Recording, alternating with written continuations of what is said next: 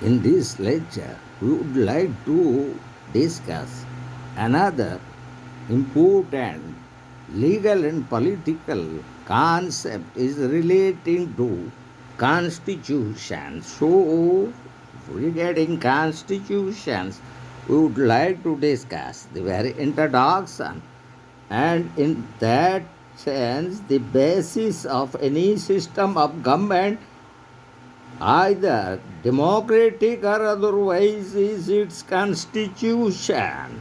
In a democracy, however, constitution has a special significance. Still, right as differs as to the precise meaning of the term constitution, as Lord Bryce in his modern democracy defined a constitution as a frame of political society organized through and by law, that is to say, one in which law has established permanent institutions with recognized functions and definite rights, and as Professor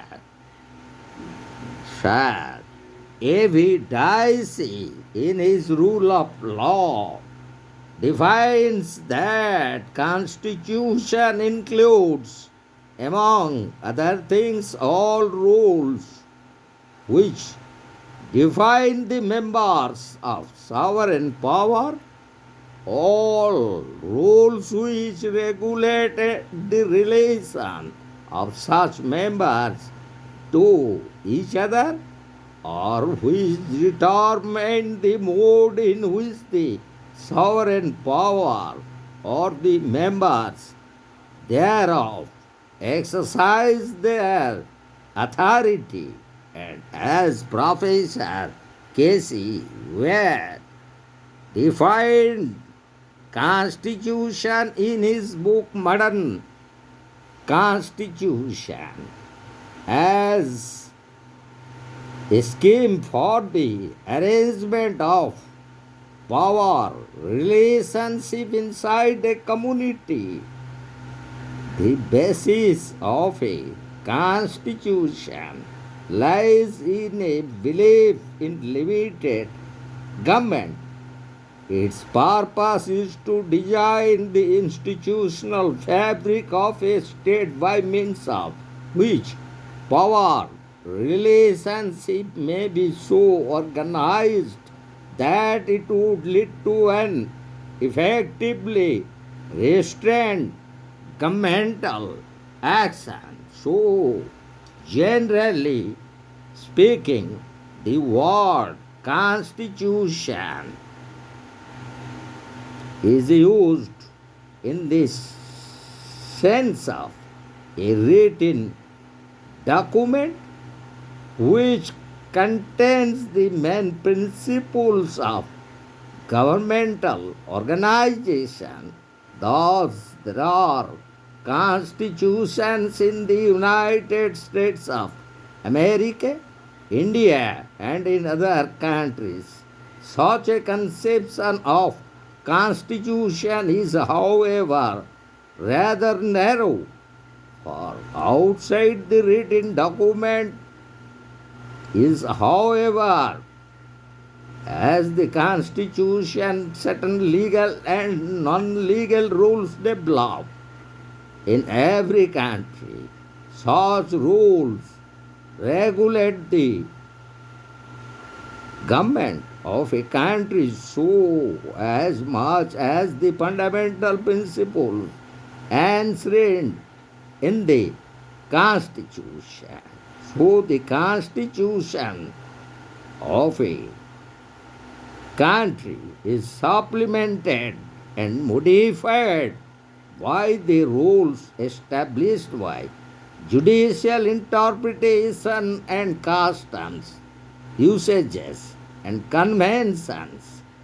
Thus, conceived, the Constitution forms part of the wide body of legal and non-legal rules that regulate the government of a country. So now we'll discuss about the written and unwritten constitution, and regarding that we would like to discuss the views of Sir Ivor Jennings in his work The Law and the Constitution, and Professor K.C.Where's views on his modern constitution. So also Professor Herman Feiner's views in his book Theory and Practice of Modern Government. So sometimes constitutions are classified as written and unwritten. A written constitution is supposed to mean a document or a collection of documents in which the rules regulating the main institutions of government are written down. In this sense, there are written constitutions in India, the United States, France, etc. An unwritten constitution, on the other hand, stands for the whole body of customs, conventions, and usages which have not been systematically documented and yet which are as important regulating rules as those in a so called written constitution. In this sense, Great Britain or United Kingdom is said to have an unwritten constitution. Such a classification of constitution into written and unwritten is, however, of little practical importance, as Professor K.C.Wheare objects. We cannot agree that there is any country, least of all the United Kingdom, which has a system of government embodied solely in written rules or solely in unwritten rules. Even a well documented constitution cannot provide for every possible contingency.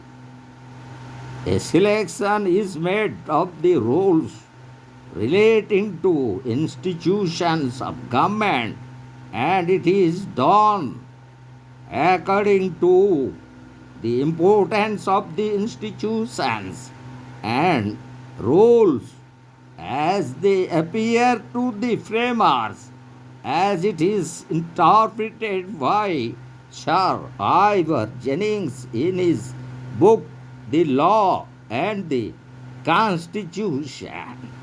It is clear, therefore, that even a written constitution grows out of the sheer necessity of adjusting itself to changing situations.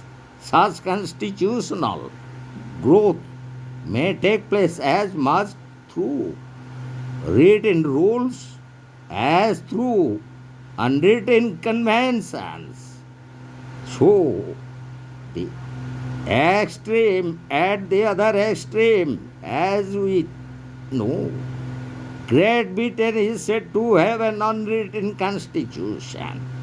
It implies that in Great Britain the fundamental political institutions have not been written down in any formally accepted document or documents.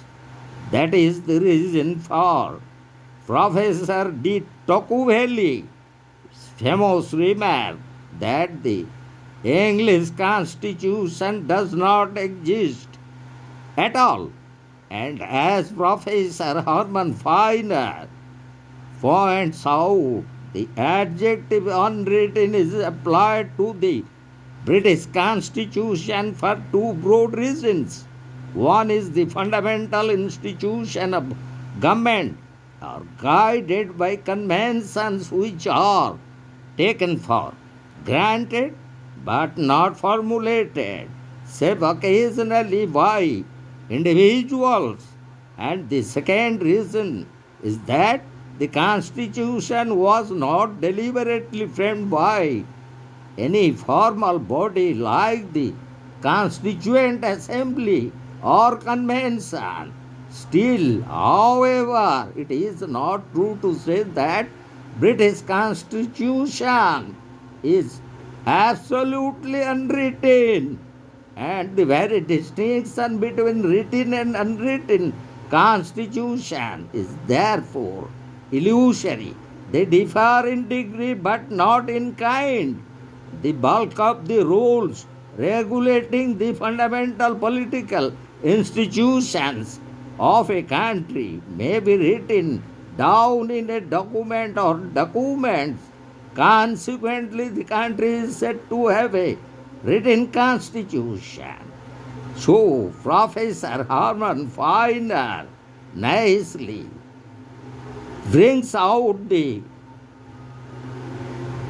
distinction thus as comparatively then and not absolutely. The adjective unwritten when applied to constitutions means that all is not included in writing, which might be, while some things are altogether excluded, which in other constitutions are included. And secondly, that it is not the result of deliberate establishment and adoption as a whole, with the result that no external sign marks of a constitutional from an ordinary law. So it was the view of Professor Herman Feiner. So, as it follows, therefore, that constitutions can hardly be classified into written and unwritten types in absolute terms. The distinction is really a false one. At best, the differences are relative, as Professor K.C.Wheare justly suggests. The classification of constitutions into written and unwritten should therefore be discarded. The better distinction is that between countries which have a written constitution and those which have no written constitution, as it is expressed by Professor K.C.Wheare in his monumental work, Modern Constitution. So, in our next upcoming video, we would like to discuss about flexible and rigid constitutions.